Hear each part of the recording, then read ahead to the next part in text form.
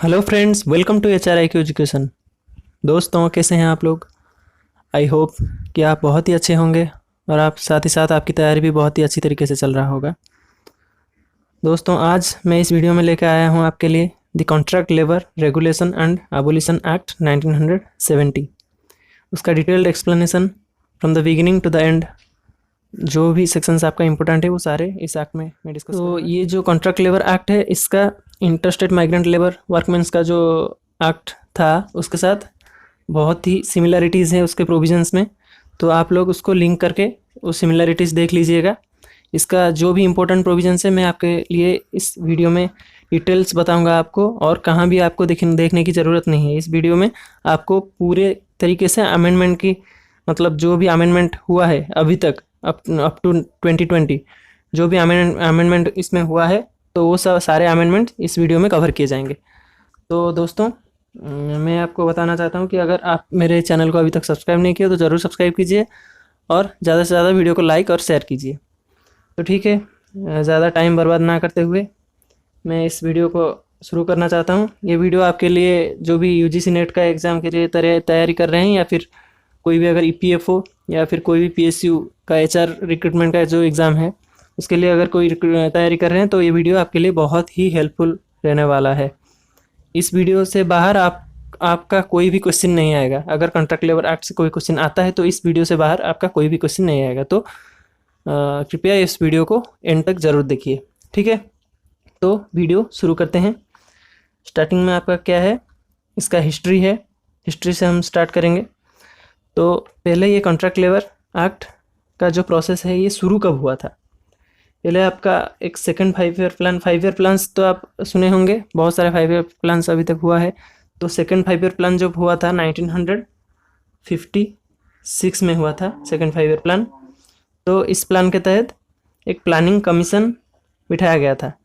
तो वो कमीशन कुछ रिकमेंडेशन दिया था कॉन्ट्रैक्ट लेबर को लेकर। उस टाइम में बहुत सारे प्रॉब्लम्स चल रहे थे, तो उसके लिए वो जो प्लानिंग कमीशन है 3 रिकमेंडेशन दिया था, ये तीनों। तो पहले में क्या था, स्टडी करना है, जो भी कॉन्ट्रैक्ट लेबर को लेकर जो प्रॉब्लम्स हैं उनको स्टडी करना है, ठीक है? तो वो प्रॉब्लम्स कुछ कितने एक्सटेंट पे फैलाया गया है कॉन्ट्रैक्ट लेबर को लेकर जो प्रॉब्लम्स, उसको स्टडी करना है। तो दूसरा रिकमेंडेशन उसका क्या था प्लानिंग कमीशन का, progressive abolition of the system of contract labour. जहाँ पे भी कॉन्ट्रैक्ट लेबर एबोलिश करना चाहिए, एबोलिश करना पॉसिबल है, वहाँ पे प्रोग्रेसिव एबोलिशन होना चाहिए कॉन्ट्रैक्ट लेबर का, ठीक है? कॉन्ट्रैक्ट लेबर को वहाँ से मिटाना चाहिए जहाँ भी पॉसिबल है, और जहाँ पे पॉसिबल नहीं है वहाँ पे उनका जो वर्किंग कंडीशंस है, कंडीशंस ऑफ सर्विस जो है, उसको इम्प्रूव करना चाहिए। ये तीनों प्लानिंग कमीशन ने रिकमेंड किया था 1956 में, ठीक है? तो उस रिकमेंडेशन के तहत आगे क्या हुआ, आगे देखते हैं क्या हुआ। ये जो मैटर है ये डिस्कस किया गया, कुछ मीटिंग्स हुआ था। उसके बाद ट्राइपार्टाइट कमिटीज़ का कुछ मीटिंग्स हुआ था। वहाँ पे स्टेट गवर्नमेंट्स का रिप्रेजेंटेटिव भी पार्टिसिपेट कर रहे थे। तो वहाँ पे ये मैटर डिस्कस किया गया। तो वहाँ पे एक जनरल कंसेंसस निकल के आया कि जो भी जहाँ पे एबोलिश करना चाहिए सिस्टम ऑफ कॉन्ट्रैक्ट लेबर, जहाँ पे पॉसिबल या फिर प्रैक्टिसेबल है, वहाँ पे कम्प्लीटली उसको एबोलिश कर देंगे। और जहाँ पे एबोलिश करना पॉसिबल नहीं है, कम्प्लीटली एबोलिश करना पॉसिबल नहीं है, वहाँ पे उसका वर्किंग कंडीशंस को हम रेगुलेट करेंगे और उसको वर्किंग कंडीशंस को वहाँ पे इम्प्रूव करेंगे। वहाँ उसके लिए कुछ फैसिलिटीज़ उनको प्रोवाइड करेंगे, ठीक है? तो इसके लिए एक एक्ट भी होना ज़रूरी है, ठीक है? ये सब एक बहुत सारा लॉन्ग प्रोसेस चला। तो उसके बाद कॉन्ट्रैक्ट लेबर एक्ट के पहले जो भी एक्ट आता है उसके पहले बिल आता है, वो फिर पार्लियामेंट में जाता है, दोनों हाउसेस में उसको डिस्कस किया जाता है, और फिर वहाँ पे पास होके जब प्रेसिडेंट का असेंट रिसीव करता है उसके बाद ये एक्ट बन जाता है। तो कॉन्ट्रैक्ट लेबर एक्ट के केस में भी वही हुआ। उसके पहले एक बिल आया, contract labour regulation and abolition bill. इस बिल में क्या क्या था?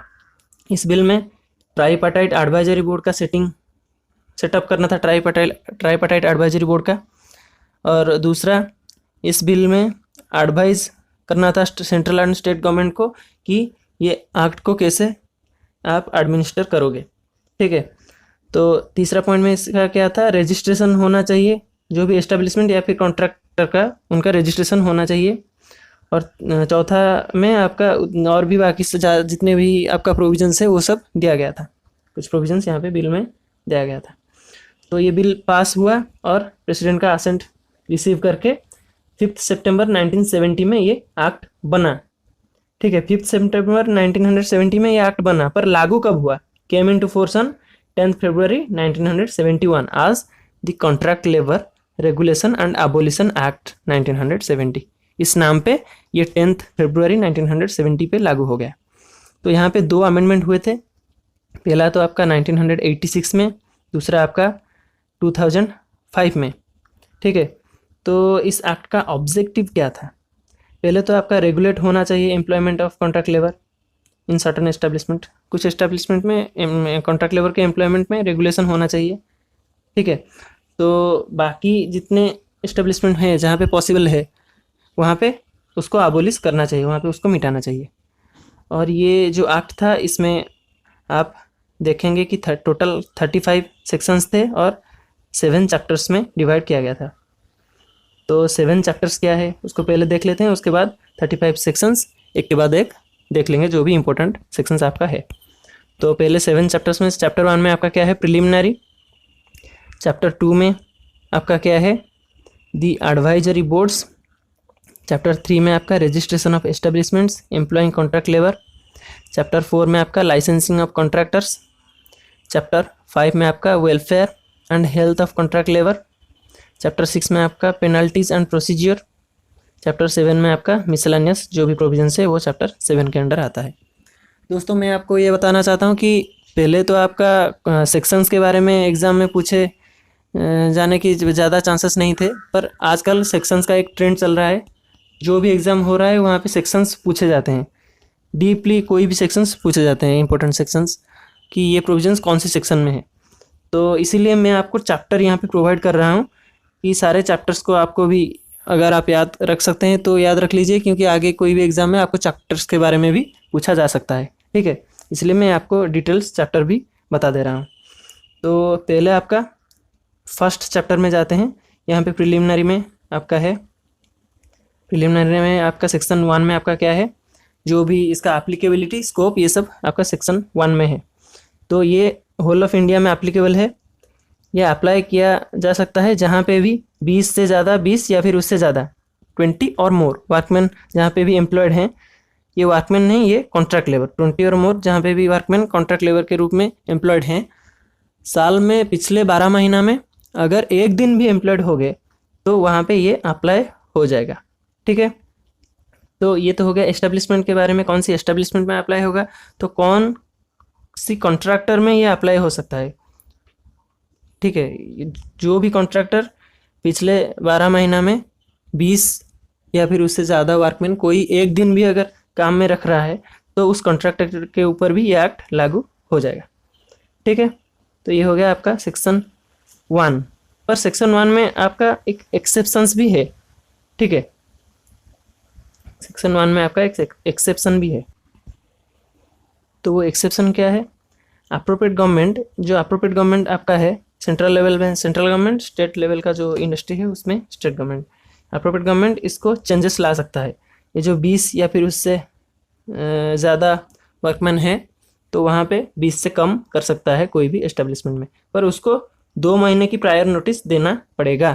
किसको? अप्रोप्रिएट गवर्नमेंट को, ये चेंजेस लाने के लिए। ठीक है, तो ये एक्ट कहाँ पे अप्लाई नहीं होगा? जहाँ पे इंटरमिटेंट या फिर कैजुअल नेचर के वर्क हो रहा है वहाँ पे एक्ट अप्लाई नहीं होगा। और कहाँ पे इंटरमिटेंट या फिर कैजुअल वर्क, कौन सी वर्क इंटरमिटेंट या फिर कैजुअल है, ये डिसाइड कौन करेगा? ये डिसाइड करेगा अप्रोप्रिएट गवर्नमेंट आपका डिसाइड करेगा।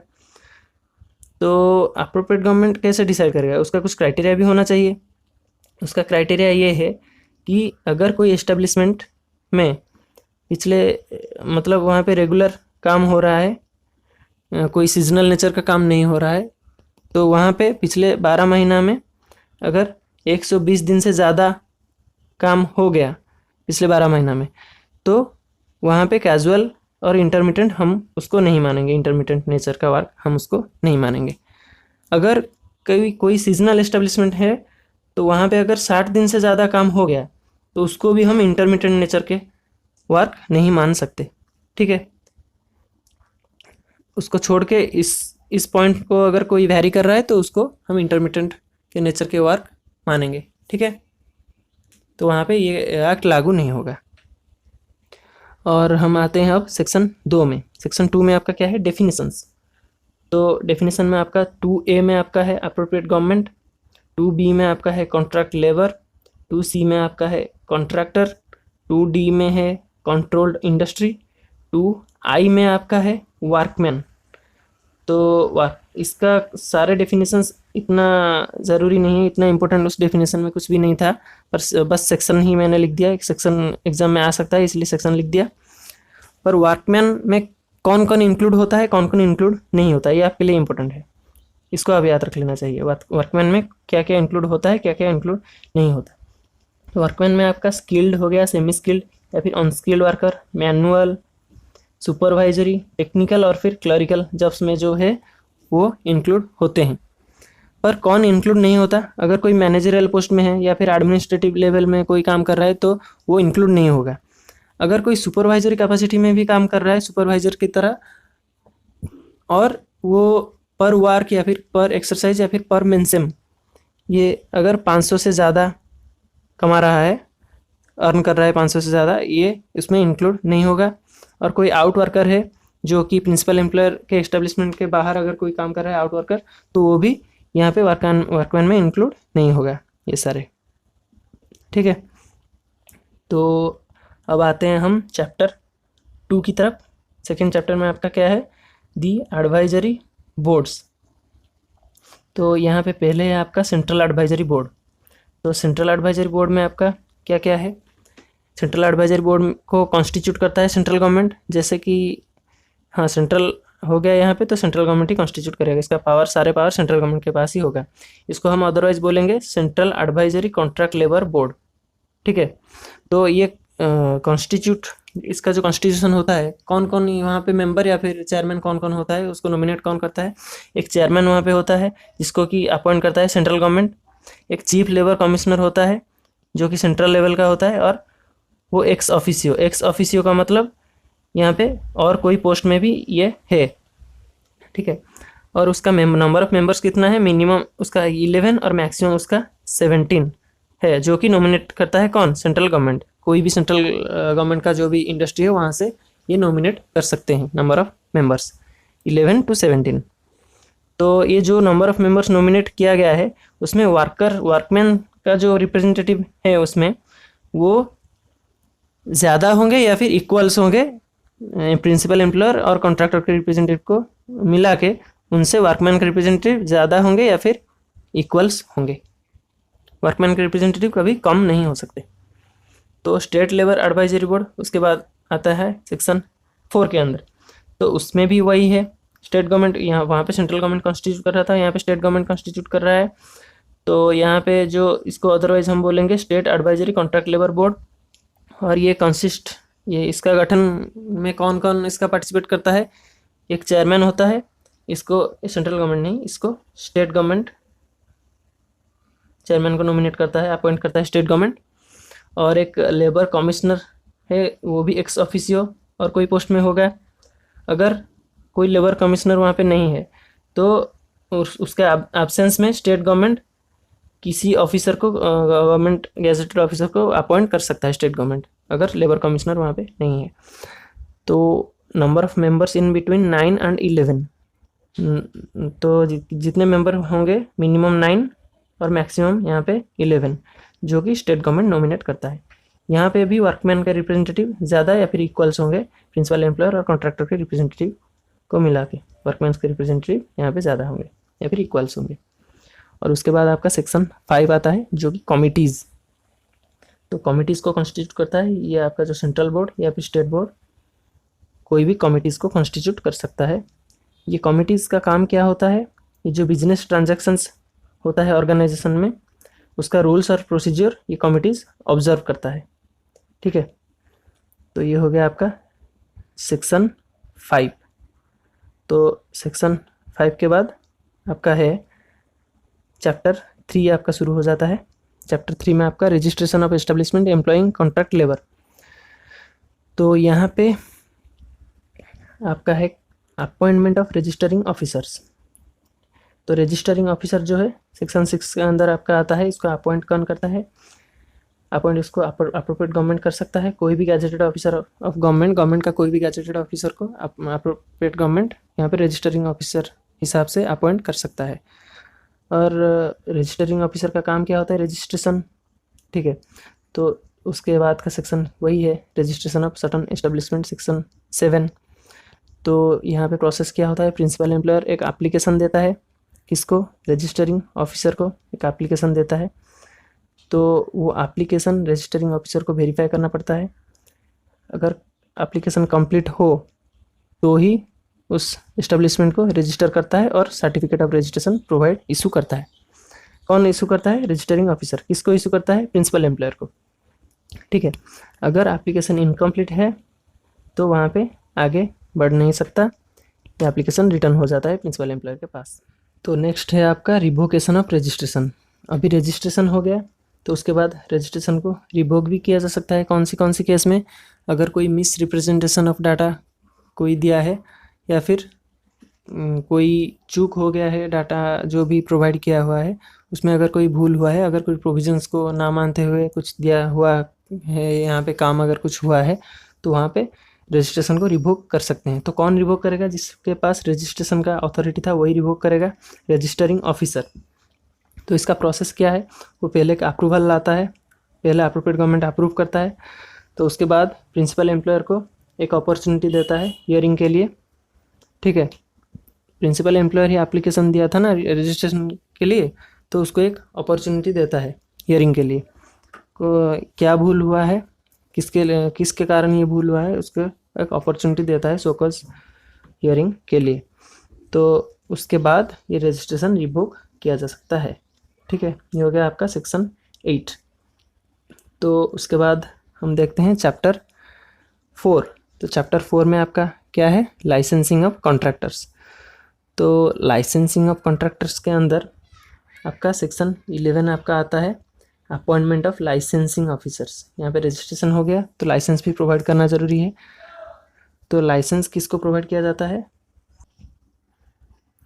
तो कॉन्ट्रैक्टर को लाइसेंस यहाँ पे प्रोवाइड किया जाता है, ये आपका नेक्स्ट सेक्शन में है। पर सेक्शन 11 में आपका है इसका प्रोसेस, लाइसेंसिंग ऑफिसर का अपॉइंटमेंट का प्रोसेस। तो पहले अप्रोप्रिएट गवर्नमेंट एक ऑर्डर पास करता है ऑफिशियल गैजेट में, तो उसमें कोई भी gazetted officer of the government को यहाँ पे अपॉइंट करता है एज लाइसेंसिंग ऑफिसर। तो लाइसेंसिंग ऑफिसर को भी यहाँ पे अपॉइंट कौन करता है? Appropriate government. तो यहाँ पे licensing of contractors, licensing officer का काम होता है कॉन्ट्रैक्टर्स को लाइसेंस प्रोवाइड करना, यही है आपका section.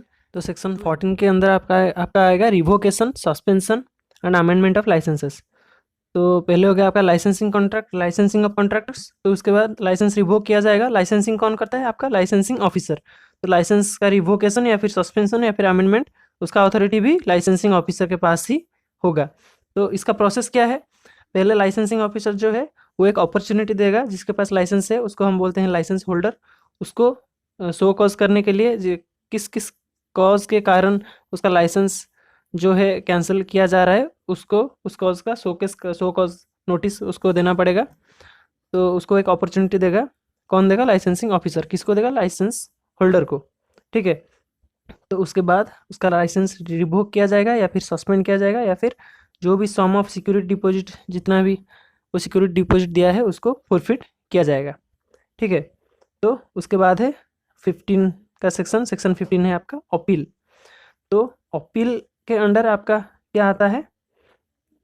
Any person if aggrieved by an order regarding. तो कोई भी पर्सन अगर कोई ऑर्डर से नाखुश है, अग्रीव्ड है कोई ऑर्डर से, ठीक है।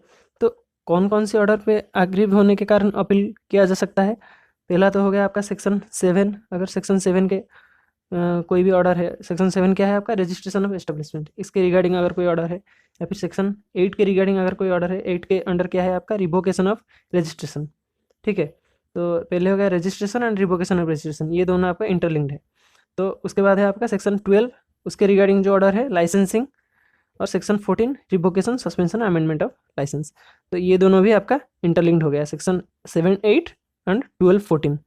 ये चारों के ऑर्डर को लेकर अगर कोई पर्सन एग्रीव है या फिर नाखुश है तो वो अपील कर सकता है। किसको अपील करेगा? ये अपेलेट ऑफिसर को अपील करेगा। कितने दिन के अंदर अंदर वो जो ऑर्डर किया गया है इन चारों केस में, उसके हिसाब से वो ऑर्डर के 30 डेज के अंदर अंदर वो अपील करेगा अपेलेट ऑफिसर को। ठीक है, ये जो अपेलेट ऑफिसर है इसको नॉमिनेट कौन करता है? आपका अप्रोप्रिएट गवर्नमेंट इसको नॉमिनेट करता है, अप्रोप्रिएट गवर्नमेंट। तो अगर वो 30 डेज के अंदर अंदर अपील अगर नहीं कर पाया तो उसका अपील खारिज हो जाएगा क्या? इसका भी दो आपका अपॉर्चुनिटीज़, उसको एक अपॉर्चुनिटी और दिया जाएगा।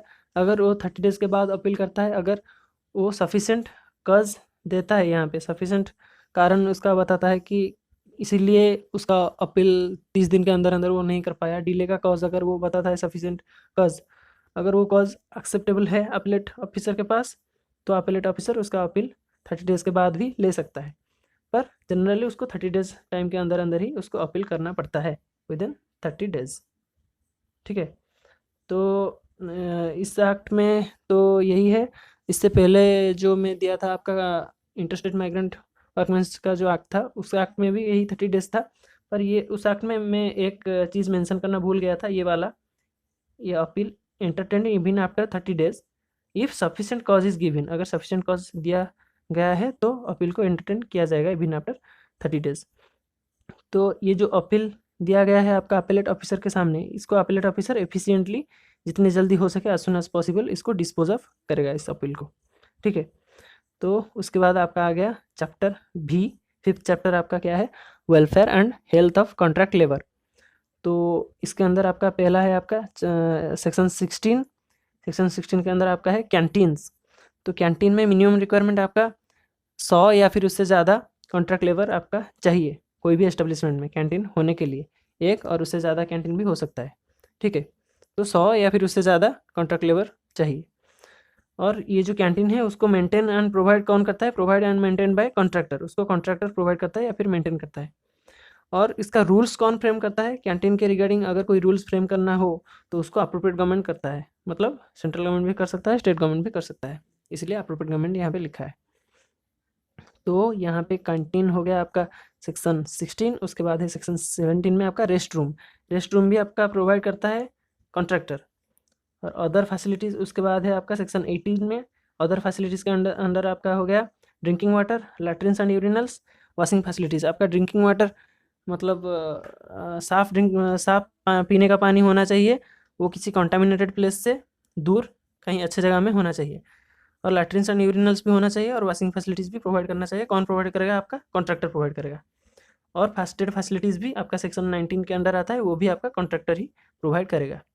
ठीक है, तो उसके बाद है आपका अगर ये सब फैसिलिटीज़ कॉन्ट्रैक्टर अगर प्रोवाइड नहीं किया, कौन कौन सी facilities? Canteen, rest room, other facilities and first aid boxes, ये सब अगर कॉन्ट्रैक्टर ने प्रोवाइड नहीं किया तो कौन प्रोवाइड करेगा? किसका, कौन एलिजिबल है, मतलब कौन लायबल है प्रोवाइड करने के लिए? अगर कॉन्ट्रैक्टर ने प्रोवाइड नहीं किया तो प्रिंसिपल एम्प्लॉयर यहाँ पे प्रोवाइड करेगा। अगर कॉन्ट्रैक्टर प्रोवाइड नहीं किया तो प्रिंसिपल एम्प्लॉयर खाली थोड़ी ना प्रोवाइड करेगा, तो उसको भी कुछ चाहिए होगा ये सब प्रोवाइड करने के लिए, एक्सपेंसेस उसका भी पड़ेगा। तो वो खाली क्यों खर्च करेगा? अपना खर्चा क्यों खाली करेगा? वो इसीलिए करेगा क्योंकि उसको बाद में रिकवर कर सकता है यहाँ पे कॉन्ट्रैक्टर से। ठीक है, सारे प्रिंसिपल एम्प्लॉयर कॉन्ट्रैक्टर से बाद में ये रिकवर कर लेते हैं। इसलिए अगर कॉन्ट्रैक्टर प्रोवाइड नहीं कर पा रहा है तो टाइम में, तो प्रिंसिपल एम्प्लॉयर जितने भी टाइम मेंशन किया होगा उतने ही टाइम में ये सारे facilities according to the act provide कर देगा। ठीक है, तो यहाँ पे वेजेस पेमेंट के लिए किसका रिस्पॉन्सिबिलिटी है? सेक्शन 21 में है। यहाँ पे भी कॉन्ट्रैक्टर का ही रिस्पॉन्सिबिलिटी है ये सारे वेजेस प्रोवाइड करने के लिए। अगर कॉन्ट्रैक्टर ने प्रोवाइड नहीं किया, ठीक है, तो कौन प्रोवाइड करेगा? प्रिंसिपल एम्प्लॉयर प्रोवाइड करेगा। और ये भी खाली क्यों अपना खर्चा करे? प्रिंसिपल एम्प्लॉयर खाली तो कोई नहीं, खाली तो खर्चा नहीं कोई नहीं करता अगर कुछ मिले ना, तो ये इसलिए प्रोवाइड करेगा क्योंकि बाद में वो रिकवर कर सकता है कॉन्ट्रैक्टर से, उसके पास अथॉरिटी है, वो कॉन्ट्रैक्टर से रिकवर कर सकता है। ठीक है, तो ये आपका हो गया सेक्शन 21। तो उसके बाद आपका है चैप्टर 6। चैप्टर 6 में आपका आता है पेनल्टीज एंड प्रोसीजर्स। तो सेक्शन 22 में आपका है ऑब्स्ट्रक्शंस। अगर कोई विलफुल्ली जानबूझ के अगर कोई ऑब्स्ट्रक्ट कर रहा है इंस्पेक्टर को उसके ड्यूटीज़ को परफॉर्म करने से, या फिर अगर कोई विलफुली नेग्लेक्ट कर रहा है कोई भी फैसिलिटीज़ प्रोवाइड करने के लिए, इंक्वायरी या फिर इंस्पेक्शन या फिर एग्जामिनेशन करने के लिए कोई जो भी फैसिलिटीज़ प्रोवाइड करना होता है वो सब अगर कोई विलफुली नेग्लेक्ट कर रहा है, जानबूझ के अगर कोई नेग्लेक्ट कर रहा है उस फैसिलिटीज़ को प्रोवाइड करने के लिए, या फिर कोई रिकॉर्ड या फिर कोई भी सबूत अगर कोई इंक्वायरी में चाहिए होता है वो सब प्रोवाइड करने के लिए कोई अगर जानबूझ के मना कर रहा है, तो उस केस में कितना आपका इम्प्रिजनमेंट होगा? मैक्सिमम इम्प्रिजनमेंट आपका होगा अप टू 3 मंथ्स और fine maximum up to 500 rupees 500, और बोथ दोनों भी आपका हो सकता है। और नेक्स्ट आपका क्या है? कॉन्ट्रावेंशन ऑफ प्रोविजंस और रूल्स। अगर कोई प्रोविज़न या फिर कोई रूल्स अगर कॉन्ट्रावेन कर रहा है उस केस में आपका सेक्शन 23 के अंदर इम्प्रिजनमेंट है आपका maximum up to 3 months, fine भी आपका है मैक्सिमम अप टू 1000, और बोथ दोनों भी हो सकता है। और बाकी इस केस में अगर कोई कंटिन्यूसली ऑफेंस कर रहा है, एक ऑफेंस के बाद अगर दूसरा कर दिया, तीसरा भी कर दिया जानबूझ के, तो इस केस में आपका फ़ाइन एक्स्ट्रा क्या लगेगा? पर डे ₹100 एक्स्ट्रा लगेगा। ये जो फ़ाइन है ये बरकरार रहेगा। उसके बाद अगर कंटिन्यूसली उसी ऑफेंस को कंटिन्यू करता रहे तो पर डे ₹100 फ़ाइन एक्स्ट्रा लगेगा उसको। तो उसके बाद आपका है कॉग्निजेंस ऑफ ऑफेंसेस। अगर कोई भी ऑफेंस है तो उस ऑफेंस को रिकॉग्नाइज करने के लिए, उस ऑफेंस को कोर्ट में लाने के लिए एक कंप्लेन करना पड़ेगा। कौन कंप्लेन करेगा? कॉन्ट्रैक्टर। ठीक है, ये जो कंप्लेन करेगा ये नेक्स्ट सेक्शन में है, कितने दिन के अंदर अंदर करेगा? 3 मंथ्स के अंदर अंदर ये कंप्लेन करेगा। ये नेक्स्ट सेक्शन में है, ये मैं आपको बता दूंगा, बस आपको जानना चाहिए। इस सेक्शन में आपका है कॉन्ट्रैक्टर कंप्लेन करेगा।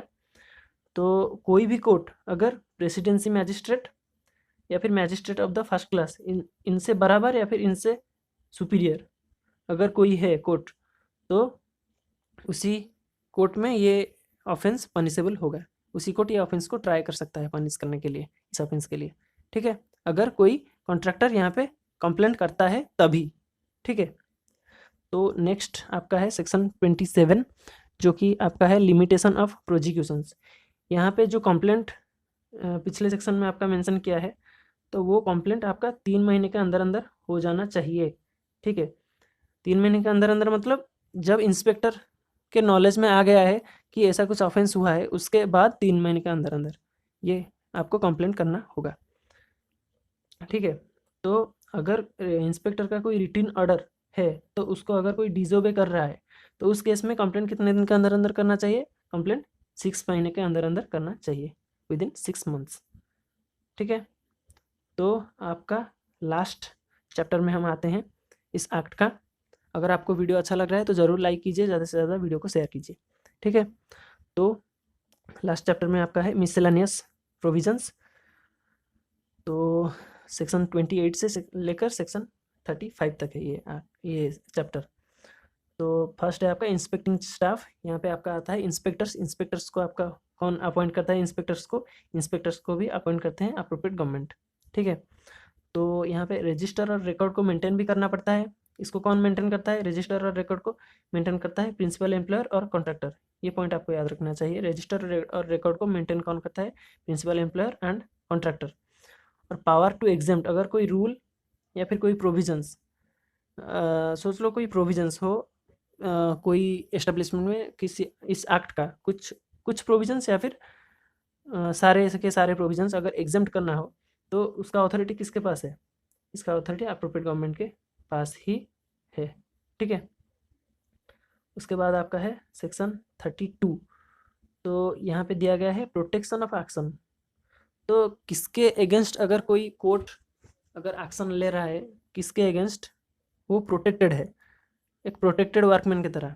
ठीक है, तो कौन कौन से केस में आप कोर्ट एक्शन नहीं ले सकता? अगर कोई रजिस्टरिंग ऑफिसर है या फिर लाइसेंसिंग ऑफिसर या फिर गवर्नमेंट सर्वेंट है या फिर सेंट्रल या फिर स्टेट बोर्ड का कोई मेंबर है, अगर कुछ ये करते हैं, ठीक है, तो ये जो भी कुछ करते हैं अगर वो प्रोविजंस इस एक्ट के प्रोविजंस के अकॉर्डिंगली ओबे करते हुए गुड फेथ में अगर कुछ करते हैं तो उसके अगेंस्ट कोई भी कोर्ट कोई भी लीगल प्रोसीडिंग्स नहीं कर सकता उनके अगेंस्ट। ठीक है, किसके अगेंस्ट?